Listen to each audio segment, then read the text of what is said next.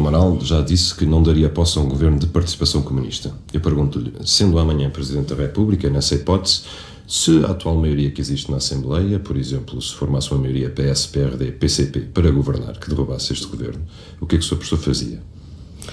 Bom, eu creio que pertence aos poderes do Presidente da República num sistema semipresidencialista, em que o Presidente é eleito por sufrágio direto e universal. E em que tem, por força da Constituição, a possibilidade de escolher o Primeiro-Ministro. A Constituição não lhe impõe qualquer critério para escolher o Primeiro-Ministro, a não ser o respeito dos resultados eleitorais. Eu penso que o Presidente da República goza de uma liberdade maior do que em regime parlamentar para estabelecer determinados critérios quanto à constituição dos governos. Viu-se isso nos mandatos anteriores, ver-se-á certamente nos mandatos seguintes. Essa minha posição, é claro que é uma posição apenas de princípio, porque a hipótese não se porá nas próximas décadas em Portugal, por razões que todos nós conhecemos. Não há nenhum partido democrático que aceite a hipótese de um governo de coligação com o Partido Comunista. Quero apenas esclarecer que tomo essa posição por uma questão de princípio, nos mesmos termos em que a tomaria se houvesse em Portugal qualquer partido fascista ou nazi. Por defesa da democracia, também não nomearia qualquer ministro de um partido desses para o governo. Sr. Professor, mas então o que fazia? Nomeava um primeiro-ministro de um partido minoritário?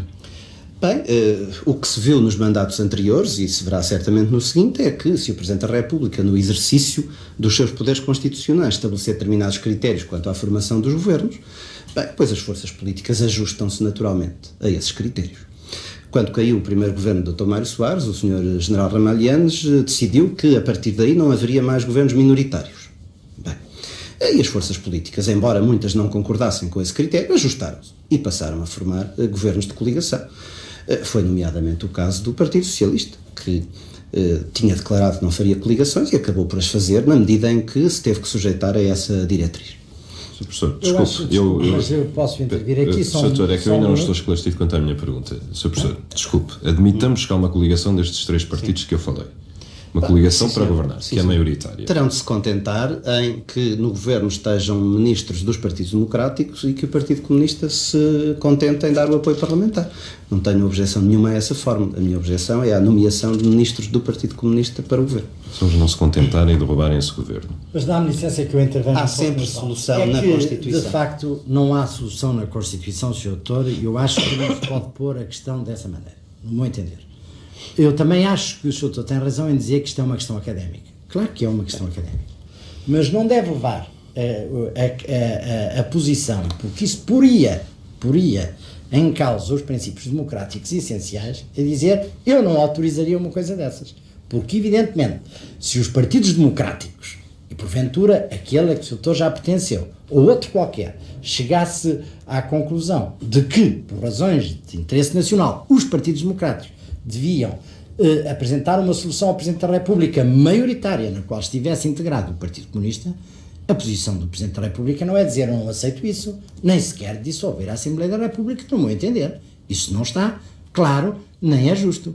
O que eu entendo, Sr. Professor Freitas do Amaral, é que, numa hipótese dessas, o Presidente da República é o garante do regular funcionamento das instituições e deve ter a energia e a coragem para aceitar a regra do jogo democrático, mas estar atento para que os inconvenientes que um caso desses poderia ter não se viessem a verificar e impedir e fazer a contenção dentro do governo ao Partido Comunista e, nomeadamente, não aceitar a subversão.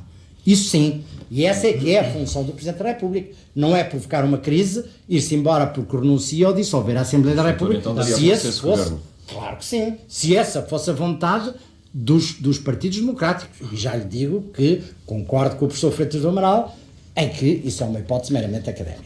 Mas isto tem a ver, se me permite, desculpe, isto tem a ver com a célebre teoria que o senhor professor Freitas do Amaral desenvolveu no seu trabalho, de que está um pouco ufano, porventura um pouco em demasia, porque eu penso que o trabalho é um trabalho correto, mas não tem rasgo e sobretudo não tem soluções originais, e na parte propriamente política não tem, não.